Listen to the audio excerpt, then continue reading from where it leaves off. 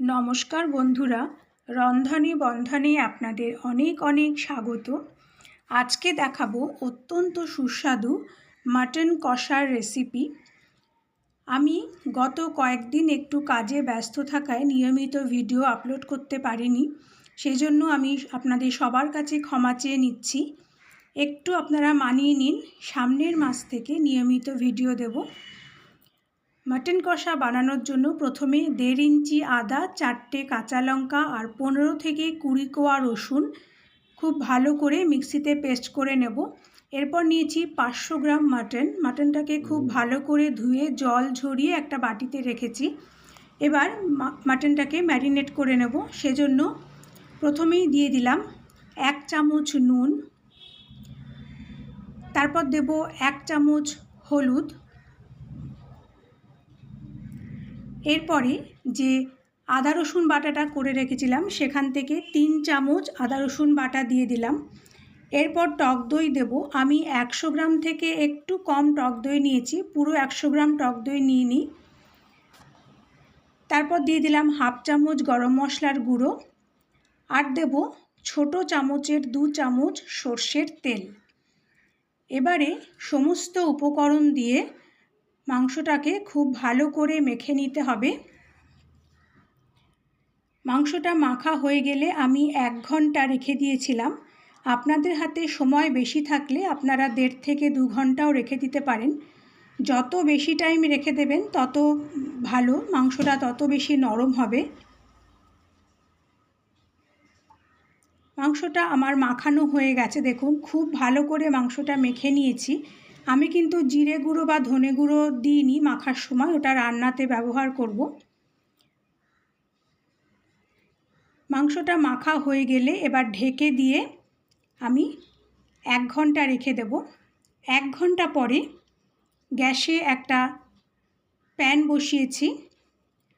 প্যানের মধ্যে দিয়ে দিয়েছি 3 চামচ সর্ষের তেল। তেলটা গরম হলে এর মধ্যে অল্প একটু নুন আর হলুদ দিয়ে দিলাম। তারপরে কয়েকটা আলু খোসা ছাড়িয়ে ধুয়ে অর্ধেক করে কেটে রেখেছিলাম, সেগুলো দিয়ে দিলাম। গ্যাসটাকে মিডিয়ামে রেখে আলুগুলোকে একটু লালচে করে ভেজে নিতে হবে। দেখুন আলুগুলো আমার ভাজা হয়ে গেছে। এরপর আলুগুলো তেল থেকে সব তুলে নেব। সমস্ত আলু তেল থেকে তুলে নেওয়া হয়ে গেলে ওই তেলের মধ্যেই এবারে দিয়ে দেব একটা তেজপাতা, 2 টুকরো দারচিনি, 4-5টা লবঙ্গ, একটা বড় এলাচটাকে ফাটিয়ে দিয়েছি। ফোড়নটাকে তেলের মধ্যে একটু নেড়ে নিয়ে এরপর দিয়ে দেব 1/2 চামচ চিনি। তেলের মধ্যে চিনি দিলে মাংসের ঝোলের রঙটা খুব ভালো হয়। আমি এখানে শুকনো লঙ্কার গুঁড়ো বা কাশ্মীরি লঙ্কার গুঁড়ো ব্যবহার করব না। চিনিটা দেওয়ার পরে গ্যাসটাকে একদম সিম করে ক্রমাগত নেড়ে যেতে হবে। সমস্ত চিনি যখন তেলের মধ্যে গলে যাবে, দেখুন চিনিগুলো কিন্তু তেলের মধ্যে একদম গলে গেছে। এই সময় 2টো মিডিয়াম সাইজের পেঁয়াজ কুচিয়ে রেখেছিলাম, সেই পেঁয়াজ কুচিটা এবার তেলের মধ্যে দিয়ে দেব।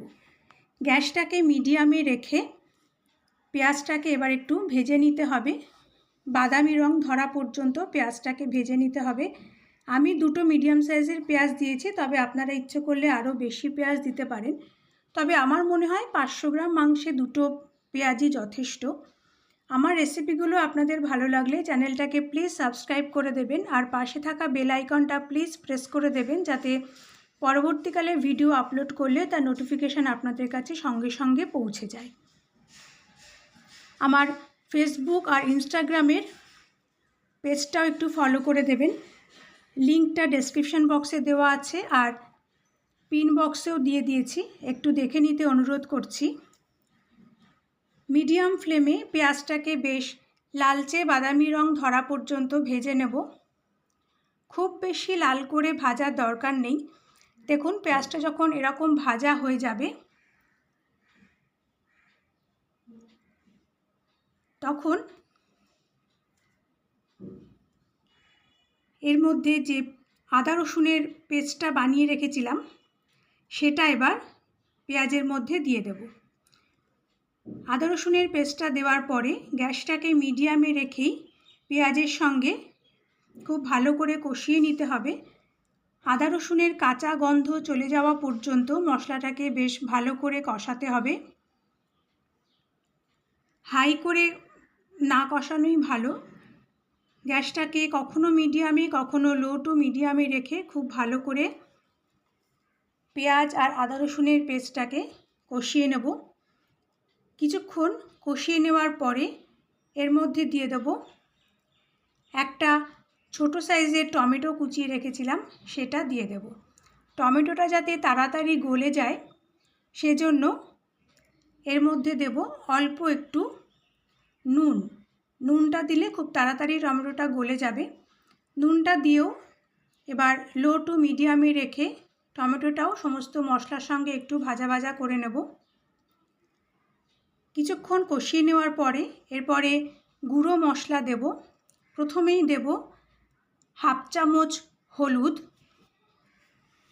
দিয়ে দিলাম 1/4 চামচ ধনে গুঁড়ো, 1/4 চামচ জিরে গুঁড়ো। আমি জিরে গুঁড়ো আর ধনে গুঁড়ো খুব বেশি দিলাম না, আপনারা ইচ্ছে করলে বেশি দিতে পারেন। সমস্ত মশলা এবার গ্যাসটা লো টু মিডিয়ামে রেখে সমস্ত মশলা এবার খুব ভালো করে কষিয়ে নিতে হবে। কিছুক্ষণ মশলাটাকে কষিয়ে নেওয়ার পরে গ্যাসটাকে সিম করে 5 মিনিটের জন্য ঢাকা দিয়ে দেব। 5 মিনিট পরে ঢাকাটা খুলে নিলাম। খুলে মশলাটাকে আবার কিছুক্ষণ কষিয়ে নিতে হবে। এই মশলা কষানোর উপরেই কিন্তু মাংসের স্বাদ নির্ভর করে, তাই মশলাটা বেশ কিছুটা সময় ধরে কম আঁচে ভালো করে কষিয়ে নিতে হবে।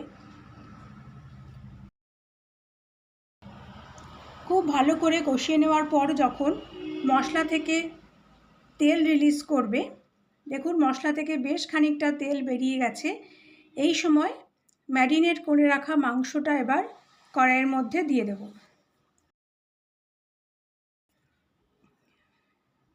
বাটির মধ্যে যেটুকু মশলা লেগেছিল সেটাও কাচিয়ে দিয়ে দিলাম। মাংসটা দেওয়ার পরে গ্যাসটাকে হাই করে সমস্ত মশলার সঙ্গে মাংসটাকে খুব ভালো করে কষিয়ে নিতে হবে। প্রায় 6-7 মিনিট সময় ধরে হাই ফ্লেমে মাংসটা কষাতে হবে।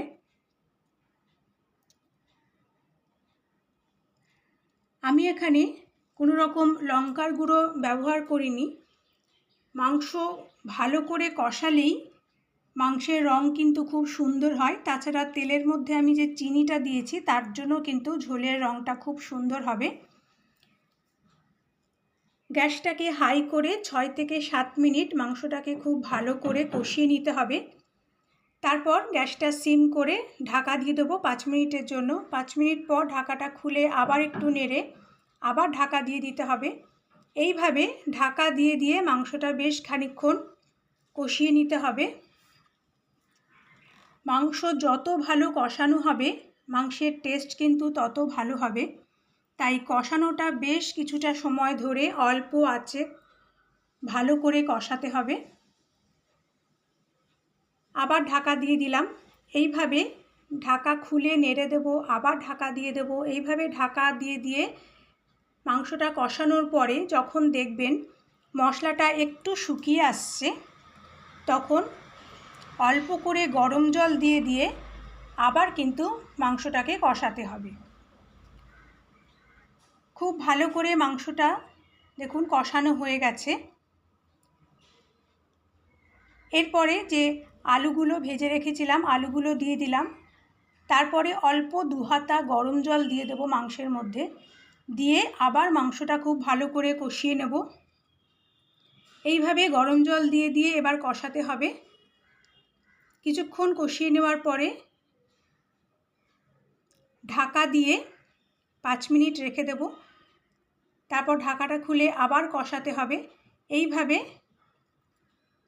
ঢাকা দিয়ে দিয়ে গরম জল দিয়ে দিয়ে মাংসটাকে খুব ভালো করে কষিয়ে নিতে হবে। আপনারা দেখতে পাচ্ছেন মাংস যত কষানো হচ্ছে মাংসের কালার কিন্তু তত চেঞ্জ হয়ে যাচ্ছে, তত ডিপ কালার হয়ে যাচ্ছে। এইভাবে অল্প অল্প করে গরম জল দিয়ে ঢাকা দিয়ে দিয়ে মাংসটা খুব ভালো করে আমাকে কষিয়ে নিতে হবে। এই কষানো কিন্তু বেশ সময় লাগবে, একটু সময় নিয়েই মাংসটা কষাতে হবে। এখন কিন্তু আমাদের মাংস কষানো খুব ভালো মতন হয়ে গেছে। এবার মাংসগুলোকে আমি প্রেসার কুকারে নিয়ে নেব। গ্যাসের মধ্যে প্রেসার কুকার বসিয়ে সমস্ত মাংস দিয়ে দিলাম, অল্প করে একটু গরম জলও দিয়ে দিলাম। তারপরে গ্যাসটাকে হাই করে এবার ঝোলটাকে একটু ফুটতে দেওয়ার জন্য অপেক্ষা করতে হবে। আমি আবারও বলছি, আমার কাজে ব্যস্ত থাকার জন্য কয়েকটা দিন আমি ভিডিও দিতে পারিনি, আপনারা একটু মানিয়ে নেবেন। পরের মাস থেকে নিয়মিত ভিডিও দেব। গ্যাসটা হাই করে ঝোলটা যখন বেশ ভালো মতন ফুটে যাবে, দেখুন ঝোলের কালারটাও কতটা ভালো হয়েছে। ঝোলটা যখন ভালোভাবে ফুটতে শুরু করবে সেই সময় প্রেসার কুকারের ঢাকাটা আটকে হাই করে 3টে সিটি দেব, তারপরে সিম করে 1টা সিটি দিয়ে গ্যাস অফ করে দেব। প্রেসার কুকারটা ঠান্ডা হলে ঢাকা সরিয়ে দিয়ে দিলাম 1/2 চামচ গরম মশলার গুঁড়ো। গরম মশলাটাও এবার মাংসের ঝোলের সঙ্গে খুব ভালো করে মিশিয়ে নেব। তারপর গ্যাসটাকে হাই করে ঝোলটাকে একটু কমিয়ে নেব। আমি যেহেতু ভাত দিয়ে খাওয়ার জন্য করেছি তাই একটু ঝোল রেখেছি, আপনারা ইচ্ছে করলে আরও কম ঝোল রাখতে পারেন। তৈরি হয়ে গেল দুর্দান্ত স্বাদের মাটন কষা। এবার গ্যাসটাকে অফ করে কিছুক্ষণ ঢাকা দিয়ে রাখবো, তারপরে সার্ভ করে নেব।